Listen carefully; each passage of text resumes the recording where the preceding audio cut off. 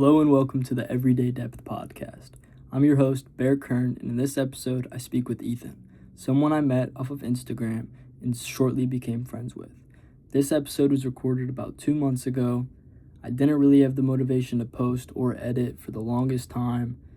Me and my girlfriend broke up a couple months ago, and I found myself in a rut, not really sure of what to do.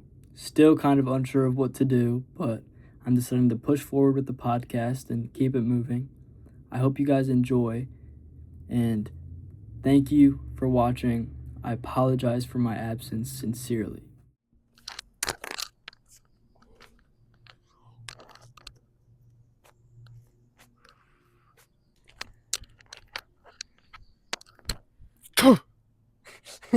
That he shouldn't have grabbed. Yeah, I got molested in the first Oh episode. no. We're already starting off great. We're going to need a third take. It's going to literally be like splices where in this one I start the sentence and then the original one My hair is going to be down to Finish my it. shoulders in the final take, Yeah. dude. Finally, after 5 years, we got it right. We smoked about 2 boxes of cigars for... Yeah, I originally met Ethan from him DMing me to be on an episode. We hung out for the first time, recorded an episode, ended up grabbing too many cookies out of the jar in that episode, so We're like the Cookie Monster, man. we're redoing it in a different kind of way today, and we have been friends since that episode came out and since we met, so we have a little bit more knowledge on each other now, and I'm sure it'll be a bit more of a comfortable conversation. For those coming from my entertainment circle, this is Bear, and he's been paying my rent for the last 5 years because I have been unemployed, and I just basically like sit at home and do nothing forever, and I smoke cigarettes, and he buys those for me too. He pays my car insurance, he pays for my gas, he pays for my food. So I don't really pay for nothing, you know what I mean? These shoes he bought me. No, I'm just kidding. We have Bear here today. We're going to be interviewing him on my podcast, the Everyday Depth podcast. Yeah. But see, he has the Everyday Depth podcast. I have the Everyday Depth podcast. But the difference between our depths is my depth is referring to the pinar going deep into the hole. And his Everyday Depth is like getting deep in conversation. Yeah. So, you know, we're not going to talk about who came up with the name first. Okay, it was me. But mine has a little bit more stronger lore and innuendo in it, you know. I think his can do a lot more for the population than mine can. Yeah, mine's straight about sexual interaction. That's it. Nothing more. There's no learning from it. He just brought me on here to basically tweak out. Welcome to the Sexual Interaction podcast. Yeah. So this is like a collab episode. So when you combine the two names, you get the Everyday Depth podcast. We talk about trying to engage in lust. But philosophically. Yeah, and like how important one night stands can be to make your soul. Oh, yeah. Got hawks surrounding us. All right, let's get to it. Let's get to it. So, got any questions for me, buddy boy? I do. I know that you've been doing music for a while now, especially since we've kind of developed a bit of a relationship the past couple months. And in my opinion, you're really good at it, not to glaze. Hearing the new shit that you're putting out is very inspiring and motivational for me to keep on going with certain things. And I've also noticed how a big change that you've made in terms of your music has been Christ-centered and centering it around Jesus and your faith. That's right. I guess I'll start by asking, where did that come from? How did you find your faith? So when I was about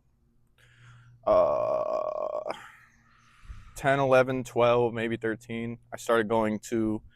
I asked my Nana randomly one day, and mind you, none of my family except my grandma and my Nana, both the grandmas, but were religious. And just randomly out of nowhere, because I used to go to my grandparents every Saturday and Sunday every week while I was in school, till about high school. And randomly one day I was like, you know, I want to go to church. And she went to I believe it was Baptist church down the street. It was Holy Family. And I remember going there for about probably 2-3 years. and I stuck with it for a while. But as much as I believed everything at the time, I wasn't able to comprehend the depth. So I was more so not doing it for any internal reasons, but I wasn't understanding the true image and the velocity of God, to say the least. So about sometime later, I stopped going, uh, and I practically was on a wave of anti-religion because the school I went with, grouped Christianity with politics, and it caused a sort of feeling as though I wouldn't be able to fit in if I was religiously motivated. Now, besides that point, that wasn't the number one factor. I also, like I said, didn't understand the velocity of God, and I assumed it was sort of a story, and he's absent until he comes back. Like, I didn't understand. So around some time later, I ended up doing some psychedelics, and this was about phase one, apart from other signs that really sewn it together. And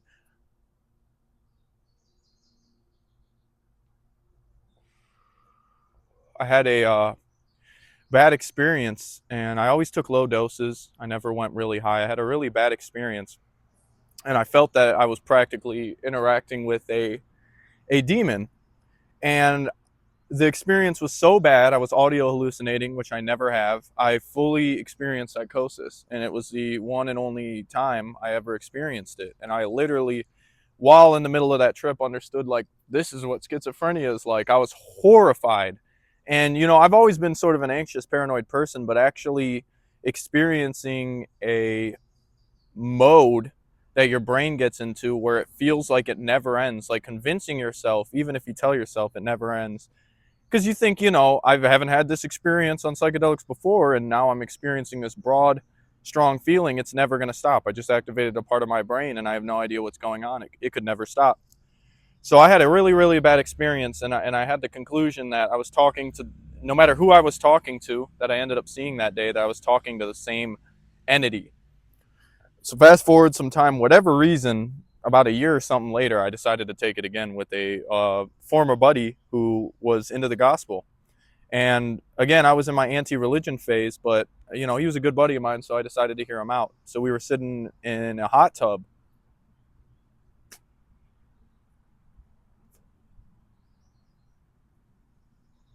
and started talking about the Bible, and was just like explaining it to me, in a way that was very straightforward, but not too preachy. He wasn't trying to, like, condemn me or anything. He was just explaining the gospel. And from that point, I had an experience which I felt was a brief contact with God. And I don't like to think that way, because I imagine it's a substance. Anything could have happened. But going from such a bad experience to one that gave me this feeling of pure joy and laughter, like it was a feeling I've never experienced since then. It was like you heard the world's funniest joke, but it wasn't dark humor. It's like you didn't feel guilty of laughing. You just heard the funniest joke, not dark humor, and you don't feel guilty of laughing. Like that joy, and I'm a very obviously comedic person, so that joy was unmatched until this point. And I didn't exactly get right to the Bible and follow through after that, but it planted the seed for sure of just thinking about, like, derooting the entire system that we live in, looking around and seeing that there is a battle going on outside of what we physically see. Like the same way we see war brewing up in the Middle East and all these different things, like that exists in the spiritual world. And this spiritual world has more effect with time than anything in the physical world. Because, like, think about it like a house, or a Burger King, those like wave of videos where it's like 20 or 1993 Burger King, and then it shows the timeline up until now, and then that building gets abandoned. Yeah. If you were to buy that land and inhabit it and put a business on it, you're not really going to see any sort of like growth on the land. You're basically going to landscape it. It's going to be brand new. Versus in the spiritual world, it's had years to age. It's had years to calculate. It's had years to progress. And it's existed long before any of us. So the system that we're born into physically is a lot more conquerable than the spiritual one. And that's why religion is so important, and it's important to have God as a shield, because we aren't able to understand the depth of spirituality. That's why when you're a Christian or you confide in Christ, you see paganism and astrology and all these things, and you wonder, like, how do people only follow this? Like, it blows your mind. You're like, you realize there's so many different routes, but none of them actually envelop the true source of religion. Like, if you were to follow astrology, sure, it might make sense why someone is who they are, but that explains nothing else. And that's how a lot of religions that aren't the big 4 or 5, that they exist. It's people holding on to a what would you call it, like a social aesthetic is a replacement for religion. And I think that a lot of people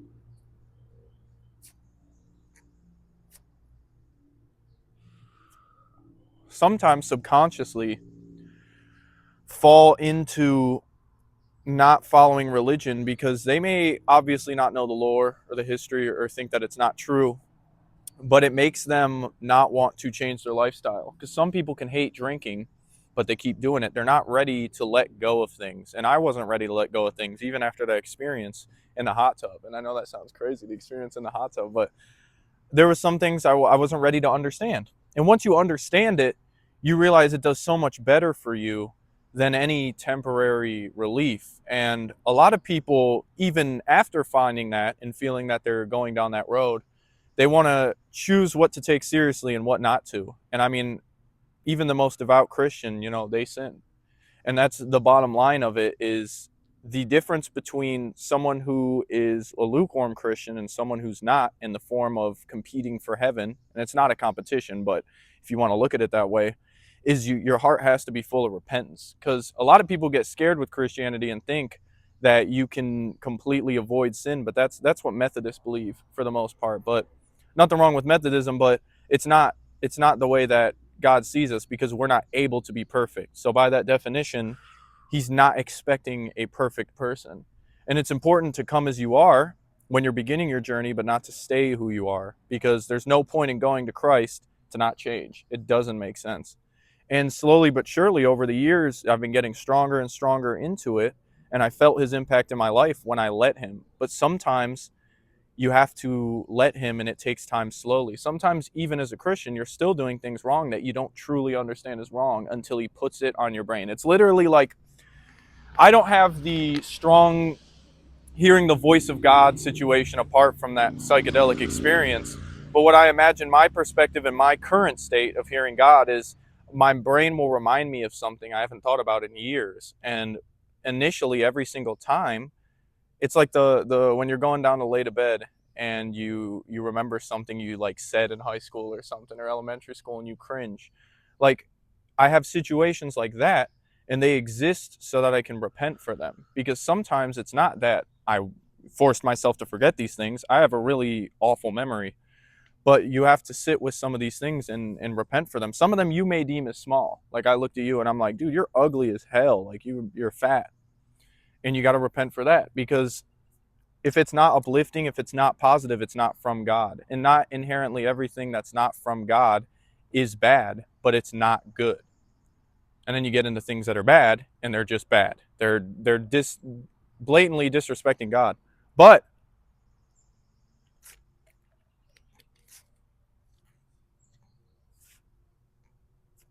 no amount of sin can keep you from him. And that's something that I've been coming to terms with, that I fear a lot. When I sin, I feel as though there's no coming back, or he's just seeing me repeatedly make mistakes and he's just going to get sick of it. But he knows that sometimes it takes a lot of times to come back. And I've heard testimonies of people who like were in big drug addiction and they get saved from God, they experience God, and they still go back to it. And then it takes them a while, and then out of nowhere, they're clean from it. So everybody has a different journey with God. It's not like everyone's going to have the same cut and dry, Jesus saved me and then now none of us sin. Like, it happens differently for everybody. So don't ever compare your journey to somebody else. And the thing with Jesus is, it's easy not to feel jealous of other people. You might initially, but it's easy not to feel jealous of other people, because you're all going to experience the same positivity and glory. And he has time for everybody. So it's not like he's leaving you behind and helping this other guy more, even though you've been sticking to him. He, even in a situation like that, like, I'm prideful, I get envious sometimes, used to heavily, and I see other people seeming to get more responsibilities from God, and I get jealous. But I realize even that in itself is a test. He's testing, are you able to handle seeing other people do good and you waiting your turn? Because sometimes it feels like I'm always handled last, and that's not just in with God, but in general. But you realize you might be made to be comfortable with that for a reason. Maybe you're supposed to be more patient than somebody, and you're going through this training to help somebody else. You might meet the most impatient person in the world who's crying out. You never know until it happens. So when I made music, I'd make the rap, I'd make the singing, I'd make the joke music. I've done it all pretty much. And it weighed on my heart that I really like electronic music. I like the sound beat wise that's coming out of this generation. I like the new, almost punk-esque sort of wave that exists within underground rap, but I don't like the themes. I like the synths, I like the experimental sounds, and I like music being fun again. And the underground is really doing that, even like the goofy rap with the crazy sound, like hearing these beats that sound like something that just old heads are going to get mad at. It happens every generation. There's going to be a new sound of music. There's going to be a new wave that the older generation hates, every single generation. So it's going to happen. It's inevitable. So I enjoy it and I embrace it and I respect it because I realize we are all struggling in a harder generation than the last. And so I can appreciate that people are trying to find a way to have fun. So I want to take those themes, make gospel music sound appealing to those people to sort of segue the message of Christ into their lives because, I'm not a like strict by the book Bible follower yet, but I tend to be, So, my music might sound completely different in 2 years. I might just go full gospel, but as of right now, I feel the mission is to create something that is appealing to people who are into music like I am, but are sort of trying to find a middle ground of something that's new. It's not biting the sound of everything else, and it's not pushing out messages of negativity. And I think this album particularly, it's slowly segued me into just pushing out a full religiously inspired album. Yeah, I kind of had, or kind of do still have the same Could I get the lighter? kind of issues when it comes to living biblically, I guess. I um I guess self-consumption is kind of what drives it all. Is like not consciously thinking about God all the time and still doing what you want to do without God in mind. For Yup. example, I did a great job praying every single night for a couple months. I mean, since I came to God up until like about 3 weeks ago. And something that I noticed as well with this, and I'll segue back into what I was talking about, is if you hold something above God, whether it's conscious or not, He will take that thing away. And what helped me notice that was I would pray every single night, and then whenever I'd have my ex girlfriend over, I would usually forget. Like I wouldn't end up doing it, and that was like how it was for about a month or two. And then when me and my ex girlfriend were going through our issues, I would constantly be in prayer, trying to like find a resolve or some way to keep that person in my life. And as soon as that relationship ended, I don't think I've prayed once, to be honest. I mean, apart from like church today and everything, and like if other people are praying, I pray with them. But I haven't had like a moment of isolation in prayer by myself alone praying for anything. And that's something that I've realized over the past couple of days. It's like, oh shit, I don't even pray anymore, kind of thing. And definitely gonna work on getting back into it. I feel like a weird little like wall, I guess, kind of blocking me off from that or building upon that relationship. And I think at the end of the day, it just kind of falls into like self consumption, ego, wanting to maybe continue doing some of the things that I do. However, at the same time, I know that I'm not judged for those things. Like all sins are equal in the eyes of God. So me sitting there getting drunk alone in my room, which I did for a couple weeks, is no different than me telling a little white lie, like talking to someone and just like letting that shit slip, or even me swearing right now. Now there is a moral sins, but what you're saying is Yeah. true. Yeah. But again, it's the same resolution for all those sins is repentance and true repentance. And those who go and commit immortal sins, chances are a lot of them aren't truly repenting because they've hardened their hearts. Yeah. But exactly the same idea with white lies and everything under the sun, under those guidelines, is they draw you away. And with the wall, I experienced that too, man. And every Christian would tell you that that's truly pursuing him. And partially, some of it is pride. Some of it is the ego. Some of it is the reminiscing. But for the most part, there is an enemy that rules earth. And he does put up these walls oftentimes before you're called to do something important. And the reason that is because if you're the enemy of God and you got somebody who's gotten into faith and God's about to use you to convert people or to make someone follow God or to do something big for the kingdom of heaven, then obviously the enemy is going to want to stop that.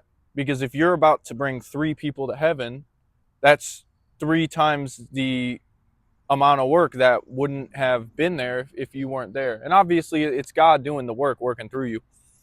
But if he's going to send you on a mission, the devil's going to want to put a wall up.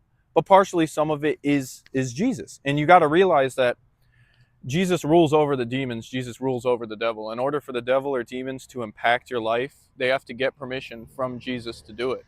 And even sometimes when people will go out and do a ritual or black magic, Jesus will still deny them access to enter that person's life.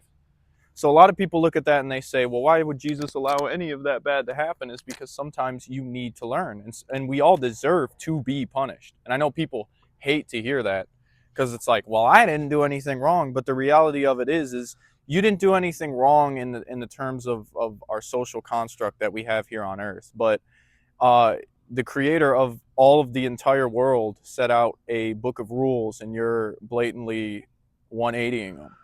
And It's just spitting in his head.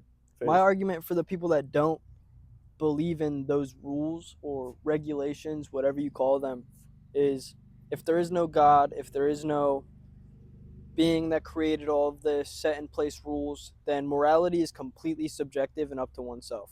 Meaning, people like Charles Manson, Jeffrey Dahmer, who felt like they were right for what they were doing at the point in time, there's no one that can say that they're wrong because subjectively, in their opinion, their morals were right. So that for the billions of people we have on earth, for every single moral and every single code to be up to oneself is kind of bullshit, in my opinion. It's like laws aren't there either to hold yourself accountable to morality. I mean, some of them can be seen that way, but I've said this previously, like going 5 miles per hour over the speed limit, that's not a moral issue. Like, it's not, doesn't have anything to do with morality. So laws are definitely not it, and laws are different everywhere else too. I mean, in Iran or other countries, like, they behead people, they do disgusting things to women, and they believe that they're right for it. So if there's no God, who's to say that they're wrong? And not only that too, but a lot of the good laws in place, like ones that are meant to put people away, which oftentimes it's hard to scale the punishment. Like, some people will get 5 years for doing some heinous stuff and 20 years for doing practically nothing. But a lot of these laws and establishments, especially in European countries, they come from the Bible. Like a lot of these moral concepts, like you can't really, if you were to believe in evolution and not Christianity, which I'm not saying they combat each other, but for the sake of argument, right? Like you believe there was a time we were cavemen, right? There had to be a point in time where these cavemen formed an idea of like, oh, this is bad. And let's say you got a population of 600,000 cavemen in a congregation, right? I know they were isolated, but they were kind of tribal. Let's go by that logic, right? I know a lot of people don't believe in cavemen who even strictly follow history and science, but the idea of one of them or two or three having the like conclusion like, oh, clubbing woman bad, to get that whole entire population of 500,000 cavemen to just randomly be like, oh yeah, this whole time in the back of my mind I was thinking clubbing my woman was bad, but I waited till everyone said something so I could stop clubbing my woman, but I still kind of like clubbing my woman, so I'm going to keep doing it. And going anywhere from there to like reversing slavery, to reversing, justifying murder, the eye for an eye sort of thing when you go later in time. Like, you realize none of these things worked but caused war when it didn't, when the moral complicity didn't come from the Bible, or essentially just God in general. The Old Testament, when before Jesus came, like, these sort of things existed in place to set out a plan of salvation, because we only live 100 years here. We're not building our future on a planet where we can only live 100 years, because all that we can do now is save up a bunch of money for our kids, and then our kids get a bunch of money, and then like, then what? Oh, there's a security, and then you guys can keep making money. Like, if your whole goal is to work your entire life to make money for your kids and have no valuable resources to leave them spiritually, like, imagine being a son who, your dad passed away when you're young, left you a bunch of money, but he was so busy working, he had no time to teach you anything.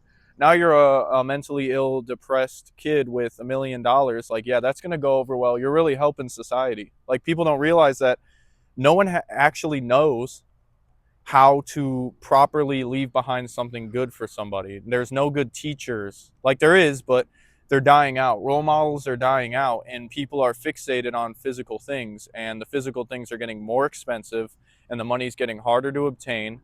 They're pushing us to a point where we own nothing and are happy with it. We're making partial payments on Klarna for gas station food. Like, it's going that way. And I know a lot of people are like, that's stupid.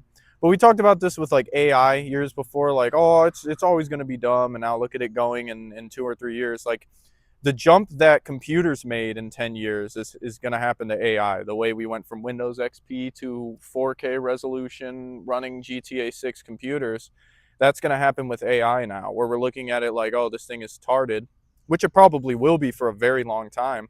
But it's going to hold a power and a hypnotism over people where they're going to put more faith in AI and avoid asking God about anything, or asking even fellow man. They're going to be like, well, I don't trust what you say because I can just ask ChatGPT and they tell me, yeah. Can you imagine, man? You're like debating people, and then they're like debating, but they got ChatGPT like built into their brains, so they're just going back and forth like monologuing with AI. And it sounds like such a dystopia, but we all know it's going to happen. In the back of our mind, we all know this is where it's going. So it's important not to put any of your mental power into that. Focus on the things that you are able to uplift people, because the reason we are so depressed, we are so isolated, is because no one knows nor wants to help people out of these problems. And that's our current day right now. And, I want to let you get to more questions. I'm going on a yap session here, but a lot of people also get things wrong is when there's something on the mainstream, like you're seeing all this certain Middle Eastern country hatred coming out, which, you can debate if it's justified or not. I believe if they are the enemy, that they're forcing hatred into our hearts subconsciously. They want us to be against them. They want us to hate them. And this goes for more than one religion, but they want to allow the hatred into our hearts so we go against God's teachings. I mean, the Pharisees literally, he knew what the Pharisees were doing and that they were going to condone him getting hung on the cross, and the Romans and everything. And Jesus didn't sit here and spit on them. He didn't hate them. He didn't dislike them, because we're all his creation. We're all his children. So this idea of there's justified hatred, there just simply isn't. And you can hate the sin. You can sit here and say, I hate what they're doing, killing innocent people, or vice versa. However you want to look at it. I'm not here to tell you what is right, what is wrong. But what I am telling you is, when you allow hatred in your heart, regardless, you may think you're doing a good thing, but even if you theoretically hate someone and are against it, you're not doing anything to prevent it. You're not doing anything to do it. And I'm not saying you should, but you're just wallowing in your own negativity. It's the same thing as being depressed, being like, oh man, I really messed that up and I just keep messing up. No one's going to give you a pat on your back and say, good job in reconciling by being sad about what you did. Everyone is always like, dude, it'll be okay. Because we at heart are meant to uplift people to the furthest degree, because even if you don't follow God, God will work through people who don't believe in him. God will send messengers through people who don't even believe in him. Like, it's insane how you'll get messages from people that answer your question that you ask God, and the whole time they might be wearing a pentagram on their head. Like, God is full of surprises, and once you realize, like, just as mysterious as this world is, his signs are, you start to really get into it, and you realize God is this complex being that we cannot understand. So why are we debating someone? Why are we fighting with someone? Why are we going against his word or nitpicking the Bible when at the end of the day, he beats all of us combined? So there's no point in arguing with him, because you're not going to win at all. You're just going to be bye-bye to the furnace. Ah! Ah! You know what I mean? At least I debated him. At least I won. And I'm obviously kidding. I don't like to make fun of hell. But it's what we all deserve. It's what we all deserve. And I'm not afraid to say that, because a lot of people like to sugarcoat it. But how can you be so believing in we only, do wrong unless we do part by God and allow God to work through our lives, yet be like, well, I don't know about hell. And I don't like to sit here and think about it either, but all I can do is focus on helping other people. I don't like to allow hell to have too much time in my head, because it gives you the wrong motivation. You should be focused on that relationship with God. And when you feel like you're growing in that, you shouldn't be sitting here thinking about hell. You should be thinking about how you're going to save somebody. And regardless, take hell out of it. You want to just save someone to introduce them to Christ, because you see what it did to your life. You should be looking at the positivity. Like, God helped me through this. He helped me through the pain in my life. I want to practice that on people. Same thing with like debating against gotta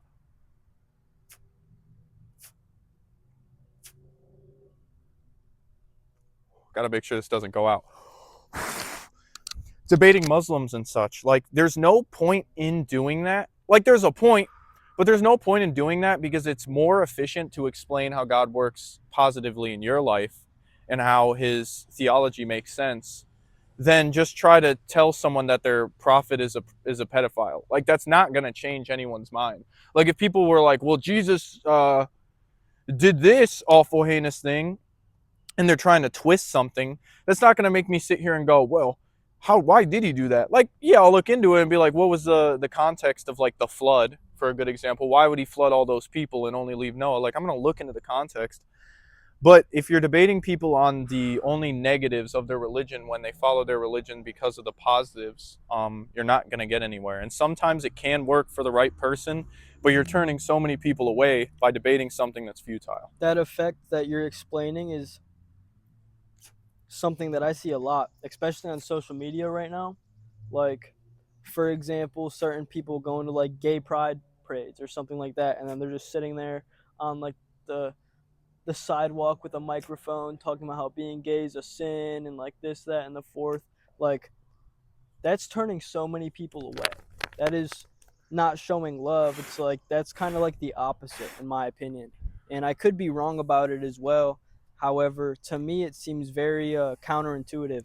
The way I see that, and I wouldn't personally do that, but the way I see it is, if you are wanting to cleanse people of sins and something that is particularly absorbing their lifestyle, I can understand the idea of going to something like a parade, which promotes something that is against the Bible. And that's not for me to say whatever. I'm not here to judge. But if you're thinking of it like just strictly through the idea of this goes against the Bible, whatever, in showing up and doing that, I do agree. I think there's a catch-22 where you're going to make a lot of people angry. But I think there is a right way to do it, where you go there and then you go to whatever, like a high crime area, or you go to wherever you might imagine that sin collectively groups in, and doing it the right way and preaching the good news of Jesus versus condemning and sitting here and saying, I don't like you, because at the core of it, we love sinners, but we don't love the sins that they commit. And it's okay to be intolerant of it, but it's important to be tolerant with the people side of it. So in a way, I understand why they do what they're doing, but I just wouldn't personally do that. I'd rather approach people who are lost and aren't fixated on a lifestyle that I'm able to sort of break things down. Like, sort of, not that you weren't you were anti-religious, but when we have conversations like this, your mind really starts to turn towards the truth side of it, and vice versa. Same thing when I get to talk to you about it, you prove some points that do it to me too. And I don't think we should just ignore them, but I think if you really do believe all that you believe, and you believe there is a hell, you believe that gay is a sin, and again, I'm not debating this, but if you do believe in that, then you're going to want to save these people if you truly care about them. Now, I agree, there's probably in that majority people who are doing it because they want to get the views, they want to make people angry. But I think there is a portion of people where it doesn't matter what you are, but you're trying to get them to heal their life. That's it. And I mean, there is a correlation with anything. Like, you look at gay people, there's a correlation with mental illness and depression. But you go to like a Comic-Con, it's the same thing. Like, you can find that, and it's not good to isolate the LGBTQ in sort of this category that they explicitly exist off sin. But the group and the people who establish the rules and morals of it often try to put people on a temporary fulfillment lifestyle, and I believe that. And again, I don't hate gay people, I don't dislike them, I don't have any sort of like, I don't hate anybody, but there is sort of a logic where if I believe all of this is true, I mean, I have to look at my old self and the thing he was doing and tell him that he was wrong. You know what I mean? Yeah. And there's nothing wrong with that, and people who don't understand it aren't going to feel as though it's good. But if you really do trust mankind and you trust God's holy image, then you realize those who truly follow him are trying to spread a good message. And it's not a sort of quit doing this, quit drinking, quit being an alcoholic, quit being gay, quit being, and I'm not trying to compare them, but you want to free people from these sort of things, or to at least think differently. And hey, if you're confident in your sexuality, even while contemplating the Bible or whatever, more power to you. I don't hate you. But I think there is a sort of calling to challenge people's beliefs. And if if I was gay and I was in a pride festival, I'd want my challenges to be beliefs to be challenged. Same way, if I was like enjoying one night stands, I'd want my belief to be challenged, because if I feel that I'm right, I feel that I got challenged and came out the other end feeling more confident in myself. If you're not confident in yourself, you would keep arguing with someone. You would shut them out. You wouldn't want to hear what they're saying. But if you're confident in yourself, you'll allow conversation. Same way, you might disagree about something, I might agree, and I might want to tell you my perspective. You might not want to hear it, but if you don't want to hear it, it's because you set your mind in stone on something, and you either don't want your conviction to be changed, or you just feel that I'm below you in a sense, and I don't understand you, and therefore I can't give you anything to build off of. Yeah. I also something that I've really been working on is not judging, like, whatsoever. And I've never really had judgment for like the LGBTQ stuff. Like, I'm not a part of it, but I also am like, do your thing, I don't really care. With the judgment shit though, I've really been trying not to judge anyone for anything. Like, just kind of taking it, I'm not the judge, do whatever you want. Like, as long as something's not affecting me and the things that I want to do every day and the things that I consciously am working towards, do whatever you want. It's not my, like, this world isn't my home. Like, it's not, for the time being it is, but I hope that I make it to a place afterwards where it is the kingdom of heaven, and like this world is inherently sinful, can't control it. Nothing will ever get better, in my opinion. Maybe like slightly, but if anything, I just see it getting worse. I think you're right, struggle-wise in the physical world, but things can always get better on an individual peer-to-peer scale. Yeah. Communities can get better. Yeah. People can get better, but you won't see the whole world get better at once. Yeah. I don't think you'll ever see the whole world. I mean, like, there's so many different countries, so many of them have different rules, policies, regulations, belief systems, whatever it may be, and that causes separation in itself. And separating from a belief system is so scary. And I experienced that when I grew up in the church, and then I disconnected myself from it very early on. Like, I was terrified for like the first couple months of like separating myself from that religion. Like, there's a chance I'm going to burn in hell, like things like that, things of that nature in general.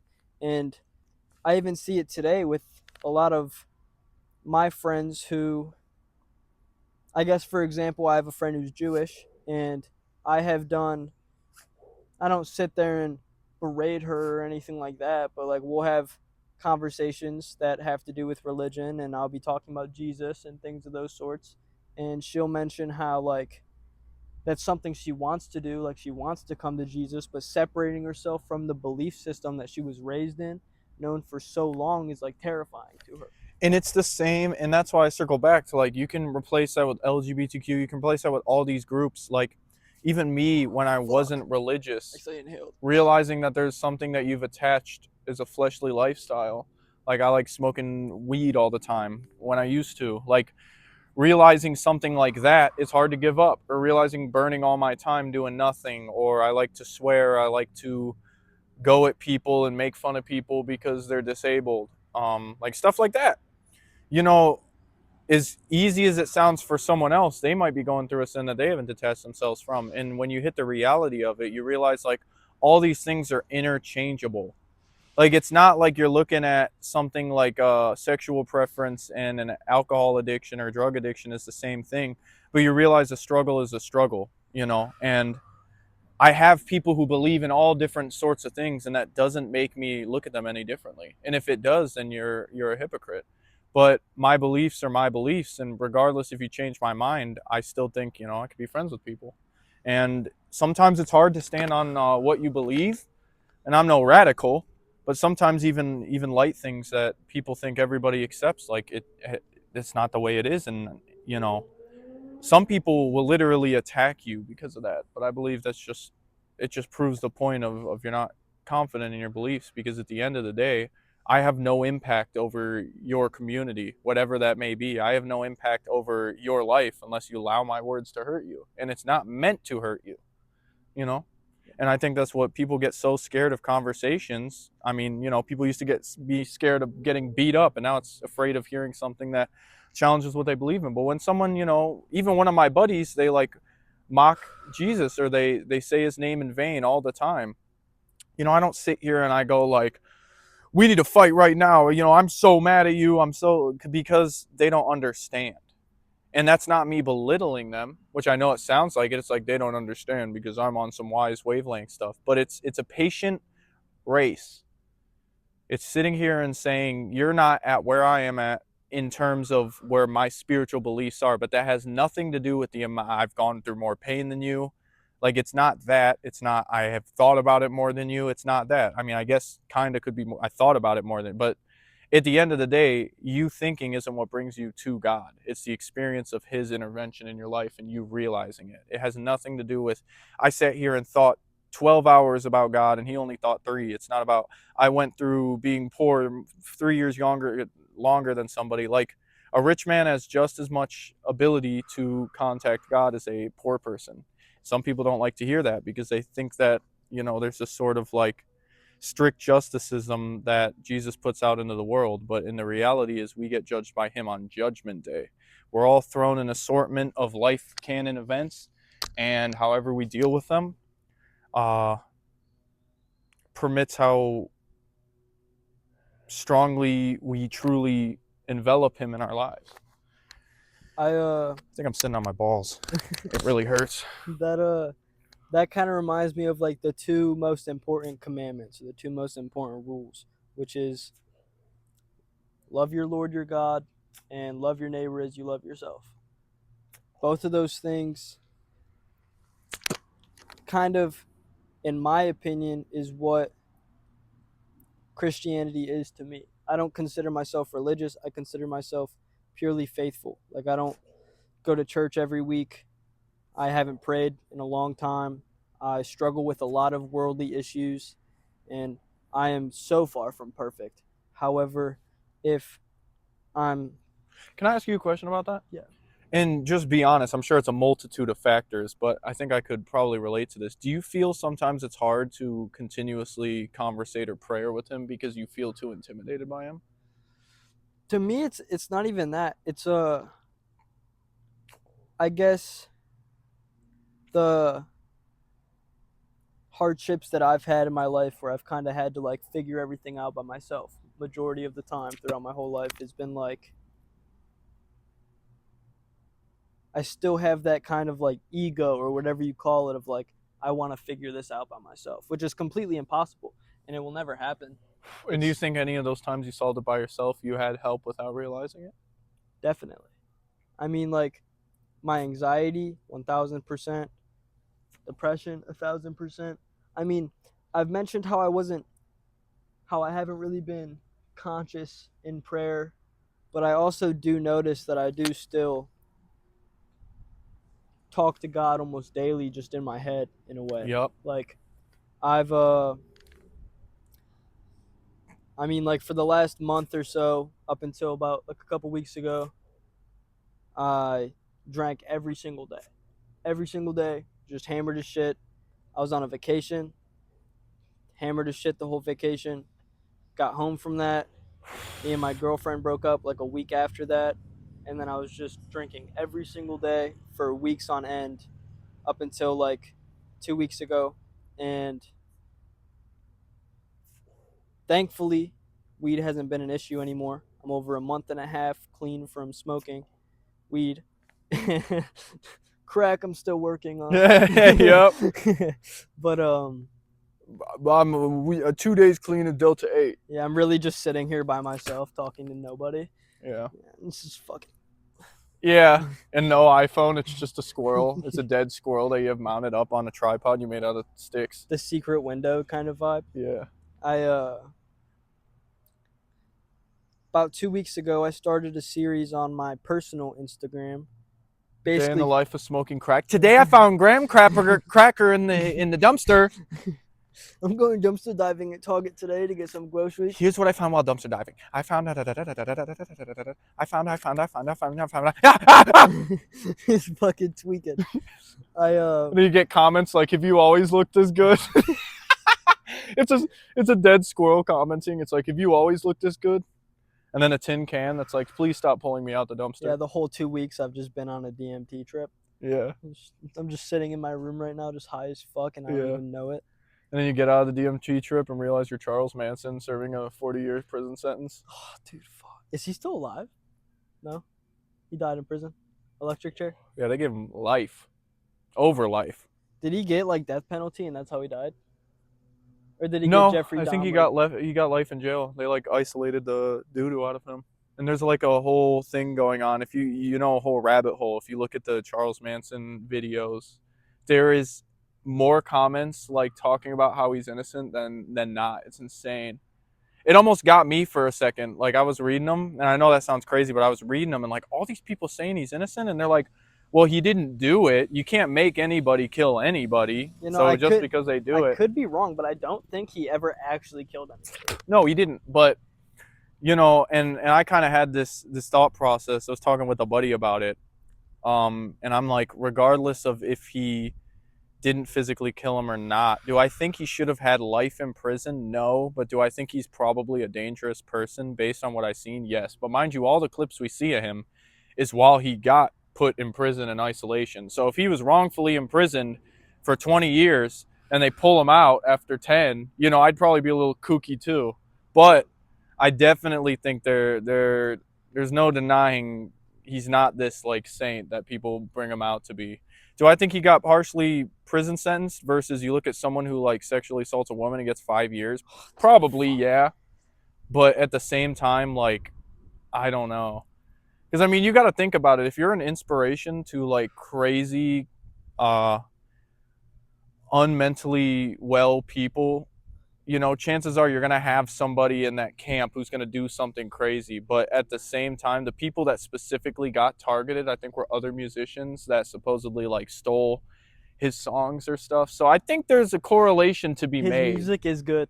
It is. I know. Oh, dude, I know. Fuck, man. I forgot which song I got on my playlist of his, but you're not lying. There's some that I listen to and I'm like, this is kind of like jumble, but there's one song I actually still listen to this day. I gotta find it. It was But I mean, in that sense of what you're describing, I know this is a complete stretch.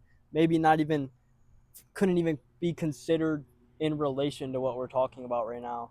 But like, what about the little creepypasta writer who made Slender Man and then had Yeah, those exactly. girls And like then those killing girls people. killed Yeah. people. I don't think it's exactly the same thing, but I think that's the logic that the people go off of. And it's not completely unfair to make that point. I think it's like a very complex issue, but I think bottom line, he shouldn't have gotten complete till death in prison, whatever. I think maybe that came from the fact that like he was actually insane. Like Oh yeah, he like was insane. I don't feel like, and this could also be wrong. This could also be a judgment. I could be completely fucked for saying True this. Love You Will Find. I got it in my playlist. That's the best song he's ever made. But I don't feel like I could I don't feel like I would want someone that deranged just in civilization, just doing whatever they want. Cause like I've seen and have a lot of people in my family who kind of like are that fucking crazy. I wouldn't compare him to Charles Manson, but like definitely are fucking wild. And there's no telling what they would end up doing. You know, like for example, my mom had an ex-boyfriend at one point in time, and he was fucking insane, schizophrenic, bipolar, all of those things, and A living explosive. tornado. Yeah, bro, explosive something disorder too, and he tried killing my mom at one point. They ended up separating. He was like stalking for a little while, whatever, and someone could say like, "Oh, but he didn't actually kill anyone. He doesn't deserve to be in prison," you know? Well, then he killed his own mother, and now he is in prison for life. So like maybe you got to stop it before it gets to that point. In a perfect world, there should be a separate almost police force that exists as like forensic detectives. I think forensic's the wrong word because that's for dead people, right? Or murders. I think so, yeah. Whatever. There needs to be a system where there's critically insane people. And I don't want to say asylums because asylums were terribly drawn out. It's the same thing as like an orphanage. In a perfect world, it would work, but there's no perfect world. So Where they had I would Michael assume there Myers. needs to be something where you can call a number that's not the police and say, we need to investigate him. Not an officer pulls up to their house, asks some questions. Like, this guy gets brought into a room, is heavily questioned for like 2 weeks. And then, yeah, it might suck if you're that person being wrongfully judged, but don't give him prison time. Don't take away his human rights, but sit here and question him for 2 weeks, keep him under containment, examine him. Don't do anything to provoke, threaten, or influence any sort of ideology and see what happens. I feel like in a perfect world that would work out. But even now, like there's so much investigations that should be happening that aren't. Like I saw this map, and this had to have been like a couple months ago, and it was like the blue dots. Are pedophiles? No, the blue dots are people who have searched up child pornography. Yeah. The red dots are the ones getting investigated. And the amount of Yeah. like blue dots that there were, Bro, Lakewood had red. at very least one per street. And you know how many kids, like Lakewood is the city to raise kids. Like, it's insane. Dude, I had I call him my brother. I don't anymore, but he felt like that for a very long time. He my oldest brother, he's 10 years older than me. He had a friend since like middle school, elementary school even, and he'd be around all the time when I was a kid. And my brother ended up living with him for a little bit, like at his house throughout to finish off his senior year of high school and everything like that. And he was around all the fucking time. Got on drugs, got off drugs, was doing great. Saw him like a year ago, probably less than that, like all throughout last summer and everything, a decent amount, and seemed like he was doing great. I remember I'd be with my ex-girlfriend driving like in the car on the way home, and I'd be like, I'm so proud of him. Like he's doing so much better now. Mm-hmm. He's doing great. Like I'm so proud of him. Like I love this dude. In January, he got locked up for 4 years for child porn charges. Oh, man. While he's a stepdad to 2 kids and had a baby on the way. Isn't that weird how it always is, too? They have kids. Yeah. Like, that's just crazy. And I mean, even in high school, had a baby on the way. Even in high school, everybody's had those people who sit with the freshmen, and you're just like, what are you doing? And everyone's just like, is this really happening right now? It's like, it's legal. Like, dude, fuck off. No, there's times where it's Fuck off. not, and it's still happening. Yeah. Teachers are like, like the fact we had lunch monitors that would see that and be like, Like, get some ID checks out, man, and holding be like, hands in the hallway, making you don't out gotta by the sit here and be lockers. like, this dude's here to meet at 13, but at least, like, let's do an ID check and be like, hey, you gotta sit at a different table. Like, come on, man. Or like, hey, we have to investigate your computer at home. Well, yeah, but Let's peep out your yeah. Discord. Yeah, let's Fuck, dude. Discord check. It's just, dude, I think Discord should be heavily monitored. I mean, the shit that's coming out about David, the music artist or whatever, and what he did to that Celeste girl.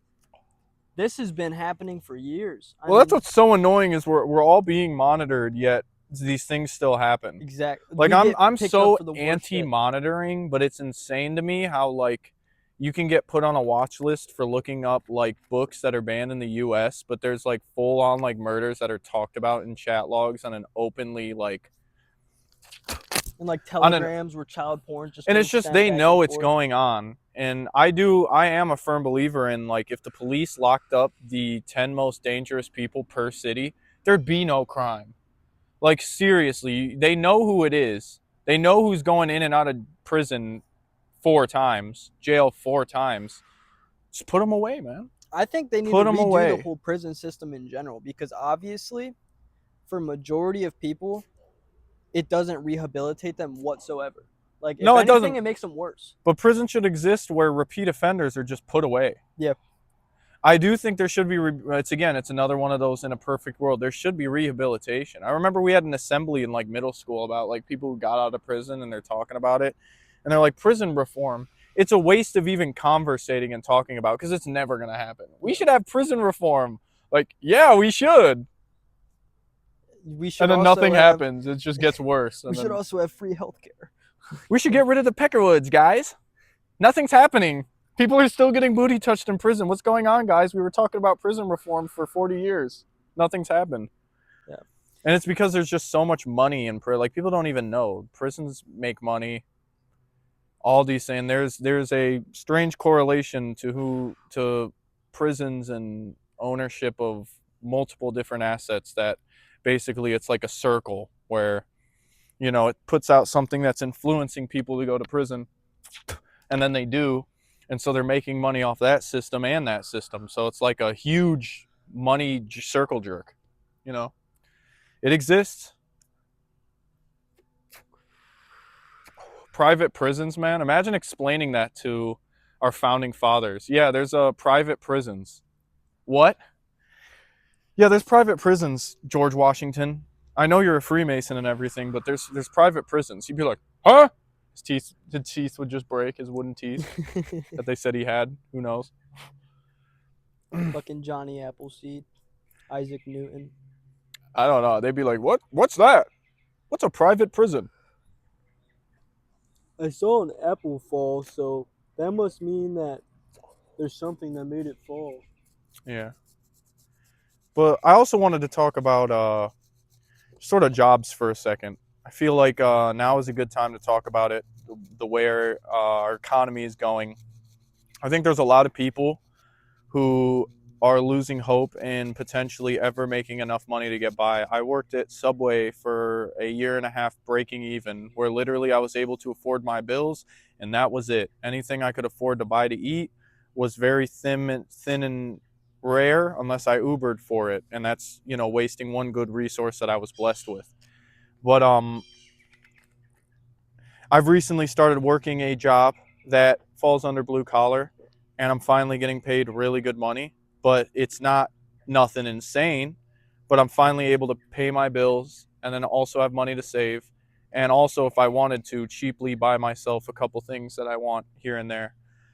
And it's taxing work, but I think a lot of people who are in my boat are able to mentally work hard, and they know they have to, but they have no idea where to look. And I'm telling you, like, landscaping, getting an apprenticeship, putting an application out everywhere, even if you got a car and it's an hour drive away, man, do it. Because if you're getting a paycheck that's 5 times what you're making, you'll be able to fix your car. You'll be able to buy a new car. You'll be able to afford a car note to get a car that's reliable. But even in a situation where your car is a piece of dirt and you work a minimum wage job, it's going to break down eventually. And then what? And then you're just cooked. You don't have enough money to fix it, but at least you had a short drive to work and now you can't go to work. The idea is to find that balance. If you don't have any skills, to find a job that can teach you something, even if you think it's pointless. Stick with it, make enough money, save it, and then you have a decent resume where they're not looking at you working at McDonald's for 2 years. They're looking at you working, you cut grass, line people's yards up. You made something look nice through physical labor, and you did it for 2 years. So I know you can work. Because what people don't realize is put yourself in the shoes of a boss. If you have a dude who's 2 years at McDonald's versus 2 years mowing grass, or you pick up dumpster stuff at a construction site, who would you hire? If you know your job is physically demanding, who would you hire?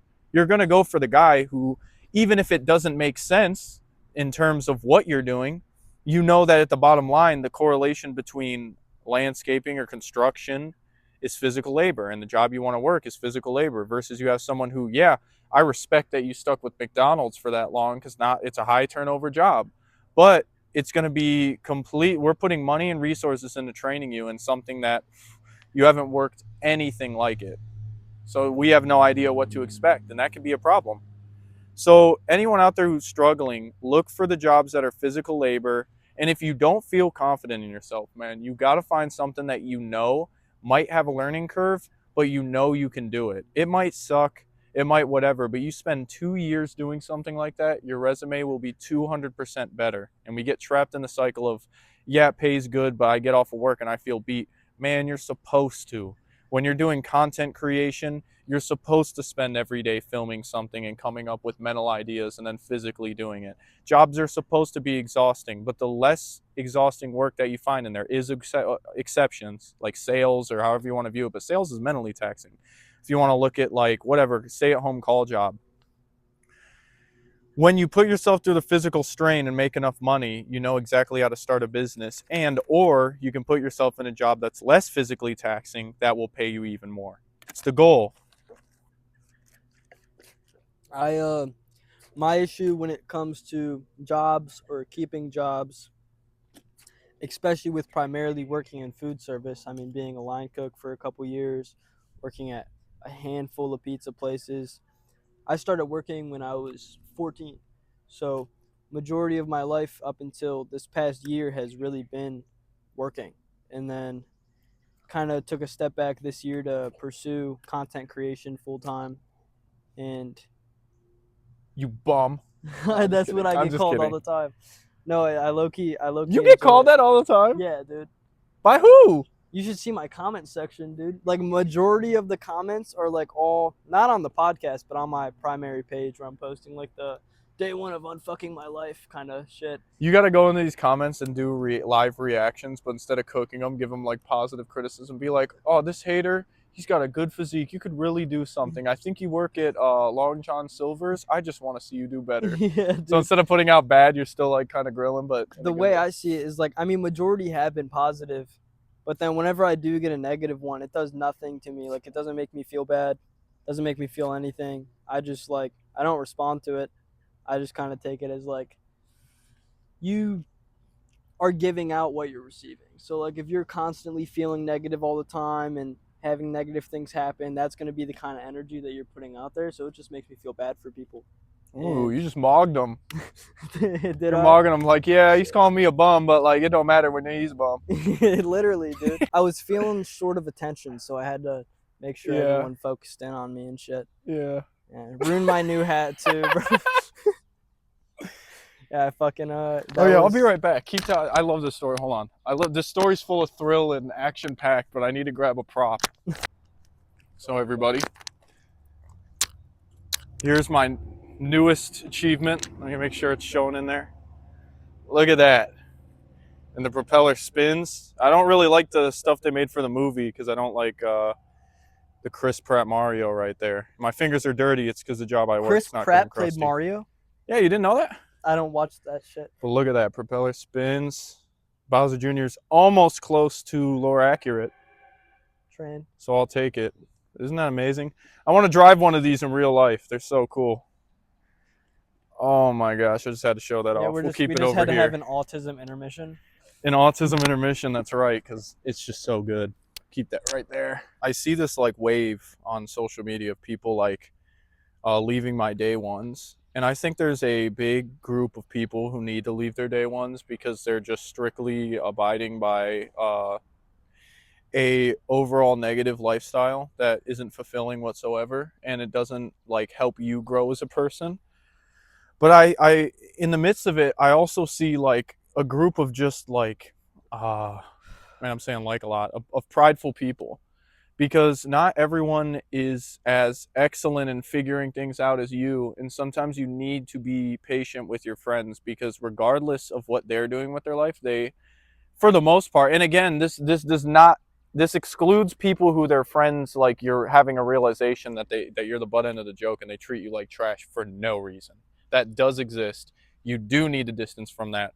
But there's also people who are like, I go to the gym now, I eat healthy now, I got my life together, I got a good job, and they're just sitting around smoking pot. Meanwhile, they probably never once had a question like, hey, do you ever want to change something with your life? And sure, sometimes maybe they're like, no, I enjoy what I'm doing, but they're not willing to be patient because they just see themselves as better. And a lot of the times, like, and I mean, I even see it with my job. You want to change your life once you start receiving a better job. It all starts from the job. And a lot of these people who you think have everything together, they lost their job. If their job went out of market and was replaced by AI, they'd be in shambles. They'd be the same person as the friends they're critiquing. And I think it's important, if you have a friend group that you feel you're growing out of, make sure you question if you're willing to sacrifice all the effort you put in and they put in, and if there really is a potential to change. Because sometimes it's the people you'd never expect. You give them 5 years and they'll completely change. I had one buddy who's like, all I want to do is work, come home, smoke some weed, and play the video game. And then fast forward 2 years later, he's like, yeah, I'm starting to get sick of this, like, you know. And I was like, but I thought this is what you wanted to do. And then he's like, it's all not set out, this is how it's supposed to be. And that's not to clown him. I know I'm not name dropping. Holy crap, it's the friend. Crazy time. Hold on, we gotta put this on. That same realization, except I was the friend that was kind of doing nothing and going nowhere. I mean, like, I illegally dropped out in 11th grade for 9 months. I fully dropped out my senior year. And for 3 to 4 years, I pretty much did nothing but sit in my room all day, drink or smoke weed. And I mean, even though the change has been so soon and within like the last couple weeks, it's definitely a change that I've made and will stick to and have been sticking to. And I am so grateful that none of my day ones or any, I don't really have any day ones, to be honest, anymore, but the people that I've surrounded myself with over the course of the last 3-4 years, You got good buds. yeah, I can have definitely stayed confirm. around and been there through it. Yeah. And They even remind me of my friends, and not to sound egotistical, but that's how I know they're good friends. Like, they literally remind me of like my friends. And if anything, they're ahead of the curve the way they like communicate. They're good for each other. Like, me and my buddies back then, we just argue all the time. We'd be like, you're a bitch, you're a bitch. You know, but it'd be fun. And it came out the other side, you know, pretty much how your friend group functions now, just, you know, a little bit more like, and I'm just saying a little bit from what I haven't seen, like, we just will sit here and just have talks about everything for hours. But that's more of a thing that happens when you guys end up being a lot more independent. Like, I know you guys don't hang out all the time, but because one buddy moved to Vegas, shout out Ico 2F, Vin Billy, you start to cherish the conversations, and that almost makes your friend group. You can bleep it out. You should censor it out. I'm just kidding. It'll be like, this is my channel. This is sponsored by steak. You can claim your $1 daily free dollar on steak. Put it all on coin flip and do heads, tails, tails, heads every time. Fuck yeah. You know, I will say though, if you do find yourself in a position where you feel like hanging out with someone or talking to someone who has been in your life for a long time is dragging you down, maybe don't drop that person, but there is nothing wrong with separating yourself from that person for a short amount of time, like limiting your conversations or communication with them if you feel like it's dragging you down as well. And that's something that I'm experiencing with one of my friends currently, is like, you can shout his name out. You can embarrass him online. No, I'm kidding. Yeah, but like the amount of change that they talk about and have been talking about for years, and then I'm sitting there on the phone with them, encouraging them over and over and over again for them to overall feel as though it's like tangible. even then, like, they don't feel like changing is their words right now. Like, I'm not ready for that. So like at a certain point where I am trying to make efforts to keep moving, and like I'll always support this person, but I don't want to be the person that you're constantly calling all the time to complain about the shit that you're putting yourself into, and know that it's like, especially if you know something bad's gonna happen if you do something. Exactly. Like, look at this, dude. This is Dude, just shut so the cool. fuck up, bro. Like, if you're doing something and you know it's going to turn out negatively, and you do it anyways, and that happens for years straight, and then you keep complaining about it over and over and over again, it gets to a point where it's like, I don't want that to be the only thing we talk about. Like, why are we just talking about the same issues that you keep putting yourself Mm-hmm. into instead? You know what that sounds like? Sin. That sounds like us literally with God. If you think about it, you got someone who's just on a higher frequency listening to you go, I did it again. And he's like, but that's how we are supposed to be. Now, there's a difference between distancing. I'll let you finish your thought. I'm sorry, I keep cutting you off, but there's a difference between distancing and full on being like, yeah, they're just never going to be my friends. And that's the difference you need to make. But go ahead. Yeah, 100%. And like, it's like you can have support from afar. If you feel like something is ultimately dragging you down and making you feel like, making you lose motivation in a type of way. Like, I guess if I'm sitting there spending 2.5 hours out of my day every single day to sit here and talk to someone and try to encourage them when they're not putting in any effort whatsoever and are conscious of that, it's like, maybe I'm not going to talk to you as much anymore. Like, I'll always support you, I'll always be here. Like, but I'm not going to keep repeating myself over and over again every single day due to someone else's mistakes. Well said. You'll never be able to help someone who doesn't want to help themselves. And And also, you know, like bestiality. Is there a thing for like having sex with bugs? Is that a thing? Because these flies are like all up on me. They want a piece of me. I think maybe it's like the bugs fucking you. But they want a piece of me, bro. Like they want a piece of me since I put the beanie on. In all seriousness, it's like perspectives are so different among everyone. Like, people can seem the same, but what they think about, their perspective on certain things could be completely different. And that even has to do with relationships and breakups as well. Is like, my perspective could be, hey, I want this back, hey, I miss you, kind of thing. And her perspective could be completely opposite of that. And like, having to, no matter how much it feels like it could not be, that's also my own mind, as it would be anyone else's.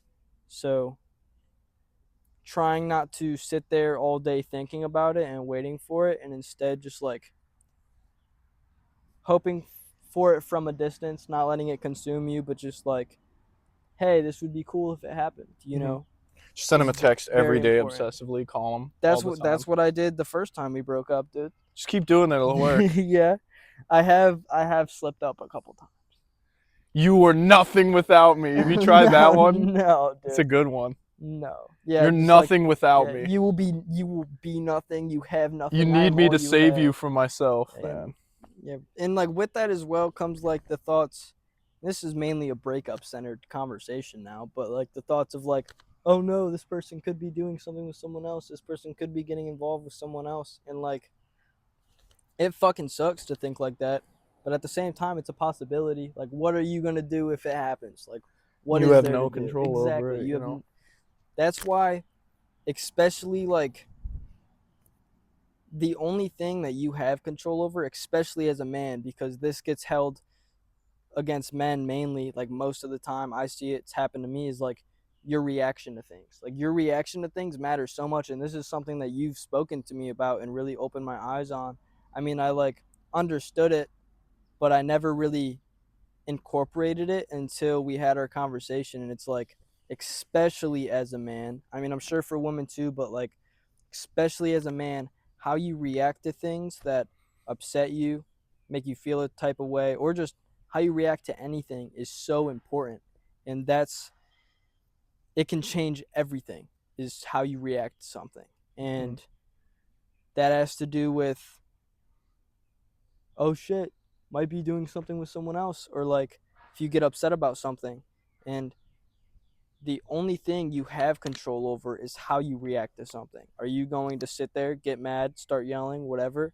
Or are you going to take some time, get your shit together, work on having a future, start bettering your physical and mental health? Like, are you going to react that way or are you going to react negatively? And that's, if you react negatively, especially as a man, you will have that held on you so much Mm-hmm. throughout your whole life. And that's why learning how to react is so important. And there's so much more expected out of us than we're led on to believe. Like there is. The second you slip up on a broad, visible scale, the more people will always judge you by that. I mean, you think about like, and this isn't to be a men and women sexist conversation, but you see a woman do something heinous, chances are they're going to get forgiveness before a man. And that's okay. It is what it is. You know, women aren't held to the same responsibility because the whole social idea is that they're supposed to be cared for. They're supposed to be prioritized and given conditional love. And I don't disagree with that. It's just sometimes it can be tough when you feel your atlas and the whole world really is on your shoulders. And doing it the right way, I feel, is so much fulfilling, and it's what life's about. But you are purposely put in hard mode, and you got to hit the grindstone. I mean, it is hard mode. That's all it is. The social media thing with men and women, I see that like majority of the time it's a promotion of lust and like momentary satisfaction that doesn't last. It lasts for what, a fucking 30-second nut or 2 week talking stage, like that attention that you're receiving, Mm-hmm. or going to a club and getting fucked up and then dancing with random people and then not even remembering it the next day. Like, Mm-hmm. I do believe that fun is important, but there has to be the separation between fun and falling into lust, especially because lust is something, I mean, sex is important. It's a beautiful thing that two people partake in. It causes soul ties or whatever it may be, just kind of like it causes a connection and it causes something where people feel closer together. And if you're misusing that and misrepresenting it, it does nothing for you. And if any, it causes harm. I mean, shit, you're going to sit there, go to a party, meet a random girl, fuck her in the bathroom, and then next thing you know, you're paying child support for the next couple of years because you guys weren't meant to be together. So you guys try to maintain this relationship, it doesn't work out. Now you're seeing your kid every so often, depending on the court shit, or like maybe you are an active father and you're still having to pay child support. You still have a sort of resentment for your child because you're like, I fucked his mom one time, like that shit is so important to not misuse. Yeah, do not make that mistake, because the most important thing in life is, apart from God, is reproducing and being a father. And when you're a father, you have to make sure that nothing can separate the family, because when you separate the family, you aren't able to give the 100% into the child, and that's where the mental illness comes into. And no, for a lot of people, when they're kids, they're like, oh, my parents are separating. Some people it's hard, some people it's not as hard. But at the end of the day, you're getting mentally fucked by it, and pardon my language, but you're getting mentally fricked by it without even realizing it. And then you get older and you think you have both your parents, but you don't realize how much better it could have been if your parents stuck together and the chemistry was I've 100%. never seen my parents together. Like I've like, aside from like drop off at like a random fucking McDonald's when I was like a little kid, The quarterback sneak. I've never seen my parents like actively in love with each other, or Yeah. like, hey honey, like give me a hug. Like I've never seen that, never had that. And that's like, it didn't mean anything to me as a kid, especially because I mean, it was just how it was. Like that's what I was used to. But like, I still deal with this now, going to someone's house, like one of my friends or something. Then you walk in, you could tell it's a loving home, Mm-hmm. dude. Everything looks nice as shit. They got pictures of the family all over the And place. then their kid is like, screw you, mom, give me pizza rolls. Yeah, dude. It's just like, as soon as I walk into homes like that, it's not jealousy or like anything like that of like, oh, fuck this person. Like they It's have foreign it. emotion. It's just like, you can like feel the love in the house and it's like so foreign. Exactly. It's like, I've never had that. I wish I did. And I can't wait to hopefully be able to give that to someone else when I It is a how high good. too. Like experiencing a foreign love, like whether it's with a friendship where you're like you've had fake friends your whole life, you see a real one, like you know it's good but you're not used to it. So it's almost like a weird confusing high. But Yeah. once you get accustomed to it, you realize like you start living life. You start realizing like this is what life was for, because I was lost for a very long time in terms of being able to control my emotions. And I don't mean that in a aggressive or scary way, but like I wasn't able to feel confidently happy. There's always something that's like, well, I could feel happy, but this is falling apart. It's like in reality, there's always something to be happy about. You just need to change your mindset on it. And like with my dad, I don't want to family mog, but we had a split up, and God bless my mom, but she was going through her own problems having me pretty young, and my dad did the heavy lifting. And he would work hours and we would only get to see him so often, but the work he was doing was no part for himself. It was always for us. Even when we're old enough to take care of ourselves, he still does that. And a part of me is always like, you wish you could talk to your dad and be like, we got this. Enjoy the time that you have with us, find a balance and schedule, because I know working may be all you know what to do, but you know there's so much more value in actually getting to see and talk to you. And we saw him.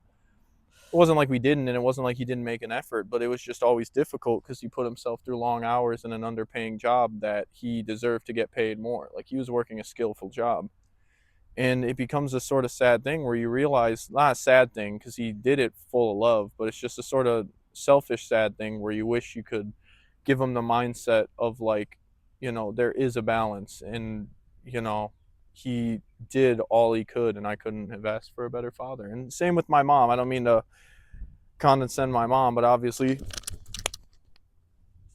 I love my dad as a man. I can confide in him and pick up traits from him that are more valuable to me than my mom's nurture. And my mom's nurture, it's an equal thing, but it will imprint on my characteristics when I need to do what needs to be done way more than my mom. Because my mom, and most moms are always like, don't be so hard on yourself. And my dad's like, yeah, don't be so hard on yourself, but I'm going to work an 80-hour week, eat my dust. Now, he doesn't say that or act like that, but I mean, like, you're seeing it. You're like, okay, they're telling me not to take it hard on myself, but my dad's working 80 hours. How can I mentally get myself in a position to do that and be okay? And obviously for him, there was another mouth to feed. There's a physical responsibility versus like, I don't have a kid yet. I want to be a father, but I know I need to be more prepared when the time comes. And it may not be financially. I want it to be financially, believe me, but it's more so skills. Am I ready to lock in and fully push myself to the brim and find that balance of having money to stay home for the family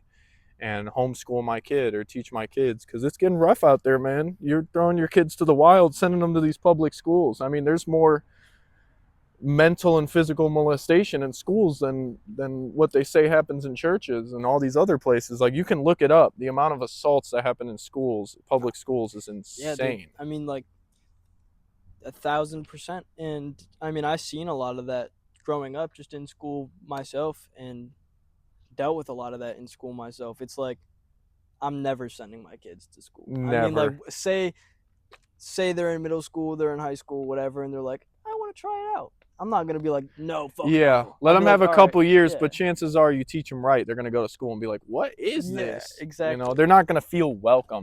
But it is important, if you homeschool them, to get them into activities. Don't isolate them. Don't try to be their only role models. Like, And take the fucking iPad away, dude. I'm tired of seeing that. I'll be in like a grocery store. There's a kid just sitting there, just fucking playing Roblox. I'm like, take that shit away, dude. he's like, tang. Like, get that shit out of here, bro. Fuck that. Yeah. We're just screwing the previous generation, the one before us. No, that's the lighter. I thought it was your keys. We're just fucking screwing them for literally no reason other than to make it easier on ourselves. Like, parenting's supposed to be hard, but if it's full of love, all that hard, I've never seen a loving parent who say they fucked up. They're not even fucked up, but say like, oh shit, they had a kid when they're 16, right? That's your life now. I've never seen one of those people grow up and be like, oh, I regret it so much. They're like, no, that's the best thing that ever happened. Because that's your life now. That plays into the reaction too. Like, when you're in a horrible position, that's your life now. You can't just cry and be like, but I wish it could change. Like, it's not gonna change. It's happened. The baby's born. Now what? You know?